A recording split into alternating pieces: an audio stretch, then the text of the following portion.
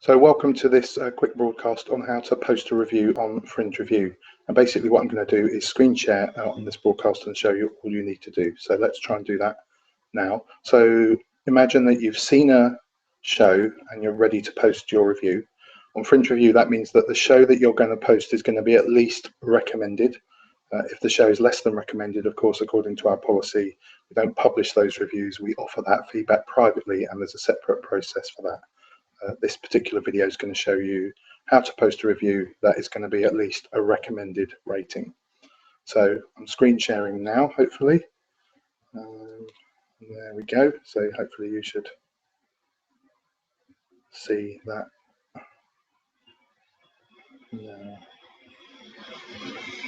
That is there, hopefully. So there's FringeReview. You go to fringereview.co.uk and down the bottom you log in. And that's got my username and password already saved. You're going to be putting your own username and password. Is the one. Let's give this a go and see if we can get in. And if you've lost your password, there's a little link down there that is a classic link you can do, and it will take you through a process of resetting your password. But you should all have received your passwords. Anyway, what will come up is this strange looking page, and the thing that you're the thing that you're interested in doing here is going to reviews here, and you want to add a new review. Where it says all reviews, that will be any reviews you've written before that you can still go in and edit. Here we're going to add a review, so I've gone up to the top left here, reviews, and then we've gone to add new review. And in a moment that should come up, and here's a form that you fill in, and it's pretty straightforward. At the top it asks you to enter the title. Let's review Hamlet. Then it asks you to fill in what's called the review subtitle, and this is a very short quote. It can often be from your own review, and it's a positive statement about the show. So this could be a thrilling adaptation.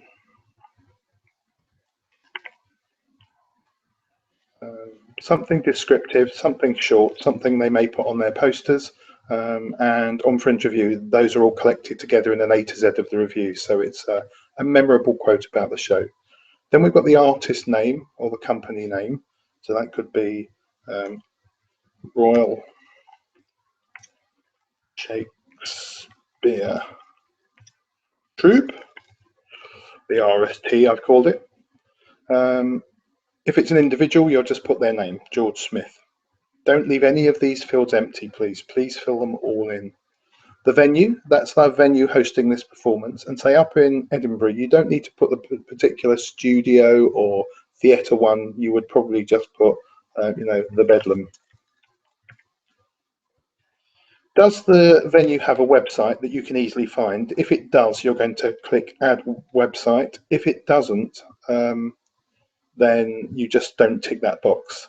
And it shows you the format here that you need to put in. It needs to be HTTP something or other. So HTTP, here, HTTP, and I think I remember this one, so I think it's www.bedlamfringe.co.uk.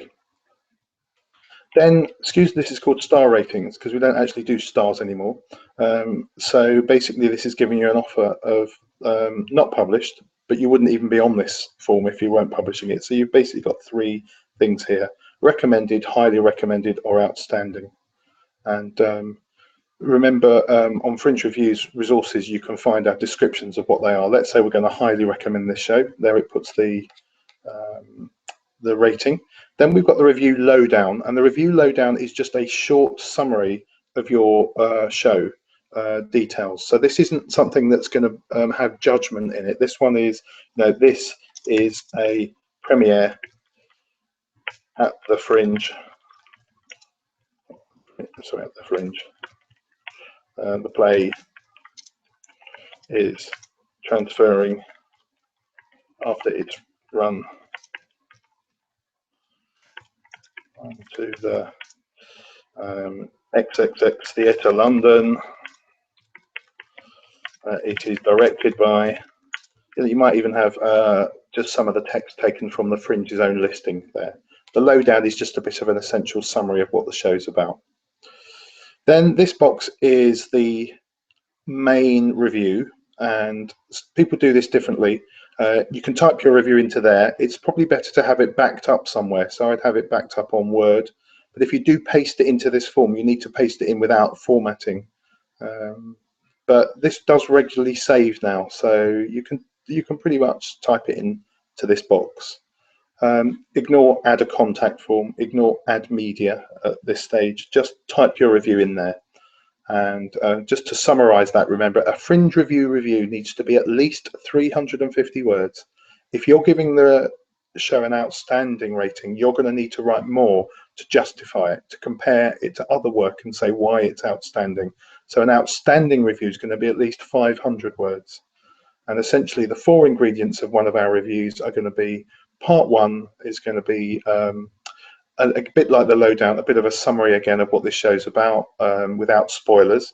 Part 2 is your assessment. You're assessing it as a piece of work, its writing, its directing, its staging, its originality. You're going to talk about perhaps the acting, the things also that could be better. And the style of this is always constructive. We're not looking for reviews that go about saying what was bad about a show. We're saying what was good about a show and also how that show could get better. So rather than classically it was too short or it was too long, you might say it would benefit from adding 10 minutes and say why, or it needed to be cut because, and you say how it could improve. That's the whole style of our reviews. Part 3 of the review can be your own personal reaction, how you personally found it. Not all of our reviews do that, but because we're attempting to be as objective as possible. And the key thing here is that if it did have a particular impact on you, for example, if it was comedy and it didn't particularly make you laugh, it not making you laugh does not necessarily mean it was a funny show. It wasn't a funny show. And you ought to be able to separate your own reaction, which could be based on your own mood that day, from your ability to say, this is still a good comedian, this is still good work. And if you were tired, there's a danger that you start saying a show is too long because you were tired, and that doesn't mean it is too long. So the whole purpose, of course, of Fringe Review reviews is to assess as objectively as possible, and that includes observing yourself as you write the review and seeing past your own reaction. Sometimes, the rest of the audience is a better reaction and they were all really enjoying it because it was actually good comedy or it was actually good drama. So part 1, a bit of a description. Part 2 is the longer bit, all the detailed aspects of the piece and how it might improve. Part 3, your own personal reaction, if you want to put that in. And then the final part of the review is a kind of summary where you arrive at your rating: recommended, highly recommended, or outstanding. Then there's a little box here. Does the show have a website? A bit like Venue. If it doesn't, leave that blank. If it does, it's asking you to fill in a couple of things here. What it says is the show website link text. So that's just going to be, again, the name of the company, because you're going to turn this into a link. So this is the Royal Shakespeare Troupe. And below that then would be their website, again with the HTTP, and then www.rsp.com. And we'll turn that into a link. And then there's one other box which says review additional text, and we tend to leave that blank. The only thing you'd ever put in there, please don't put listing information or anything like that, because the Fringe will be over soon and these reviews remain up. Additional text would just be something like, if understudy had to stand in at the last minute, something that just readers need to know, that's a bit, out of the ordinary perhaps. Anything extra you need to put in. There's a box that says excerpt, please ignore that. There's another box that says sharing buttons, just leave that ticked. Now, you're just going to have to scroll up again, because on the right-hand side, there's a few other boxes here. You can save a draft to work on later. You can preview your review to see what it will look like before it goes up. So that's quite useful. But when you do submit for review, it won't go live onto the site. It'll go towards the editors for moderation.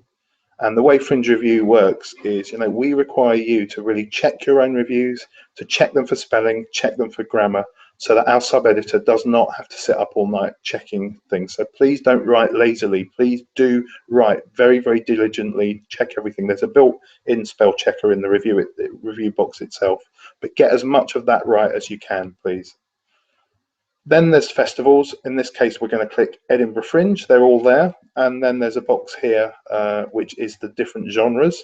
And in this case, if it's Shakespeare, hopefully there'll be a box down there. But I don't think there might be classical and Shakespeare. I think we've probably got, yeah, there's classical and Shakespeare. And then that is ready to go in to be moderated. And so the way that you'll do that is you'll simply press submit for review.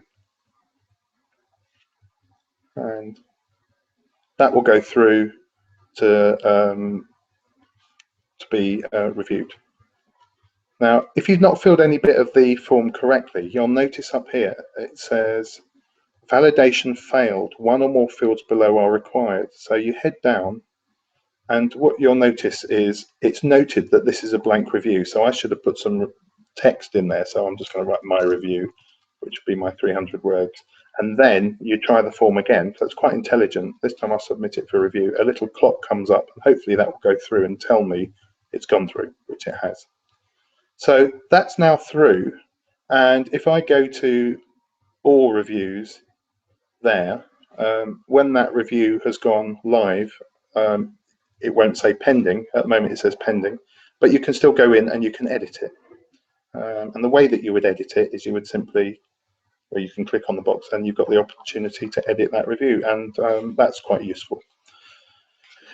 You can log out here, or you can stay logged in. That's up to you. And that is the process for posting a review. So it's pretty straightforward, and I hope you found that useful. If you've got any questions, of course, contact us. So enjoy your reviewing, and that is the process of posting a review on FringeReview. Paul Levy signing off.